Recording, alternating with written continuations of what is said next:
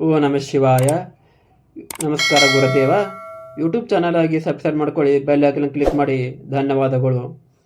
ಮಕ್ಕಳಿಗೆ ಜನ್ಮ ಕೊಡುವುದು ಒಂದು ದೊಡ್ಡ ಜವಾಬ್ದಾರಿ ಅಲ್ಲ, ಆ ಮಕ್ಕಳಿಗೆ ಒಳ್ಳೆಯ ಸಂಸ್ಕಾರ ಕೊಡುವುದು ಕಲಿಬೇಕು.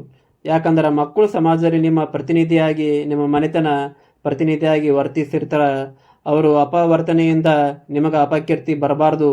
ಸಮಾಜದಲ್ಲಿ ಅವರು ಹಾಳು ಆಗ್ತಾರೆ, ನಿಮ್ಮ ಹೆಸರು ಹಾಳು ಮಾಡ್ತಾರೆ, ನಿಮ್ಮ ಮನೆತನ ಹೆಸರು ಹಾಳು ಮಾಡ್ತಾರೆ.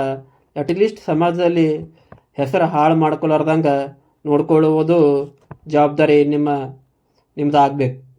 ಮಕ್ಕಳನ್ನು ಹಡೆದು ಬೀದಿಗೆ ಬಿಡುವುದು ಅಷ್ಟೇ ಅಲ್ಲ, ಅವರಿಗೆ ಒಳ್ಳೆಯ ಸಂಸ್ಕಾರ ಕೊಡುವುದು ಕಲಿಬೇಕು. ಅದರಿಂದ ಮಕ್ಕಳಿಗೆ ಆಸ್ತಿ ಮಾಡಬೇಡ್ರಿ, ಮಕ್ಕಳು ಮುಂದೆ ಮಸ್ತಿ ಮಾಡಬೇಡ್ರಿ, ಮಕ್ಕಳ ಜೊತೆ ಕುಸ್ತಿ ಮಾಡಬೇಡ್ರಿ.